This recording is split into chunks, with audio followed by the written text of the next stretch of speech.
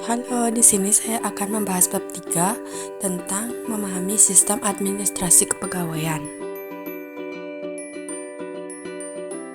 Topik pembahasannya itu ada sistem kepegawaian negara, bagan aparatur negara Republik Indonesia, sistem administrasi kepegawaian, konsep sistem merit, kriteria sistem merit sebagai awal reformasi birokrasi. Sistem kepegawaian negara. Sistem kepegawaian negara dibagi menjadi 3, yaitu ada integrate, separate, dan unifit. Yang pertama, integrate. Integrate sistem atau sistem yang terintegrasi merupakan sistem kepegawaian yang tersentralisasi dilakukan oleh pemerintahan pusat. Contohnya seperti NISN. Yang kedua, separate system. Separate system atau sistem yang terpisah merupakan sistem kepegawaian yang seluruh kegiatan administrasinya kepegawaian dilakukan oleh pemerintahan daerah. Contohnya keuangan daerah. Unifit system. Unifit system atau sistem kesatuan merupakan suatu sistem kepegawaian ketika manajemen kepegawaian dilakukan oleh suatu lembaga di tingkat nasional yang khususnya dibentuk untuk keperluan itu dan sifatnya itu berdiri sendiri. Contohnya seperti KPU atau Komisi Pemilihan Umum. Selanjutnya ada Bagan Aparatur Negara Republik Indonesia. Di Bagan Aparatur Negara Republik Indonesia terdapat pegawai RI. Pegawai RI dibagi menjadi 3 lagi, yaitu terdapat pejabat negara, pegawai negeri, pegawai RI lainnya.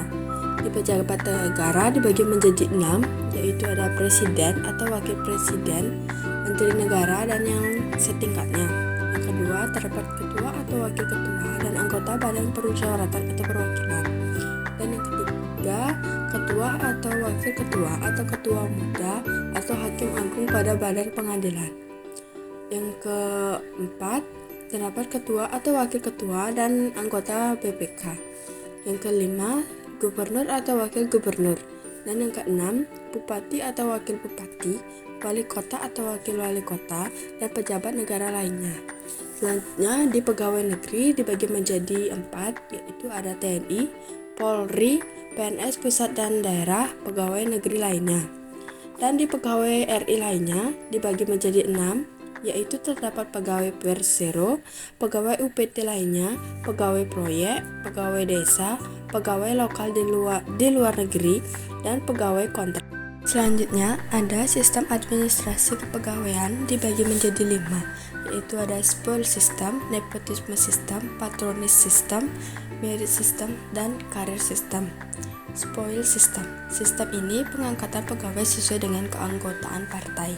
Contohnya seperti saya dari Partai Biru, teman saya dari Partai Biru, dan teman saya satu lagi dari Partai Hijau. Saya ingin mencari sekretaris dengan warna partai saya. Nepotisme system. Sistem pengangkatan pegawai dalam sistem ini didasarkan atas hubungan kerabat, keluarga, ataupun saudara. Contohnya, ada 5 pelamar kerja, tapi hanya 2 orang saja yang terpilih sebagai pegawai, dikarenakan 2 orang tersebut merupakan sepupu dari pemilik perusahaan. Yang ketiga, ada patronis system. Sistem ini pengangkatan pegawai didasarkan atas keinginan untuk membantu orang tersebut. Contohnya seperti, saya kasihan melihat pegawai tersebut dan saya ingin membantu pegawai tersebut untuk menjadi sekretaris saya. Ada merit system. Sistem pengangkatan pegawai dalam sistem ini didasarkan atas kemampuan atau kecakapan personal orang yang mengisi. Contohnya seperti dilakukan pelatihan atau tes sebelum pengangkatan pegawai. Yang kelima ada karir system. Sistem ini merupakan hasil evaluasi dari sistem pengangkatan pegawai sebelumnya. Contohnya seperti seorang direktur perusahaan ingin mengangkat bawahannya menjadi sekretaris, tetapi sebelum itu ia harus mengikuti syarat-syarat seperti pembinaan dan pelatihan. Selanjutnya, konsep sistem merit. Dalam Undang-Undang Nomor 5 Tahun 2014 tentang Aparatur Sipil Negara, sistem merit adalah kebijakan dan manajemen ASN yang berdasarkan pada kualifikasi, kompetensi, dan kinerja secara adil. Berikut ini adalah proses dari sistem merit kepegawaian. Yang pertama, perorganisasian. Kedua, perekrutan dan orientasi. Ketiga, pengembangan kapasitas. Keempat, penilaian kinerja dan penghargaan. Yang kelima, promosi dan rotasi. Dan yang keenam, purna bakti. Selanjutnya ada kriteria sistem merit. Yang pertama, seluruh jabatan sudah memiliki standar kompetensi jabatan. Kedua, perencanaan kebutuhan pegawai sesuai dengan beban kerja. Yang ketiga, pelaksanaan seleksi dan promosi dilakukan secara terbuka. Yang keempat, menerapkan kode etik dan kode perilaku pegawai ASN.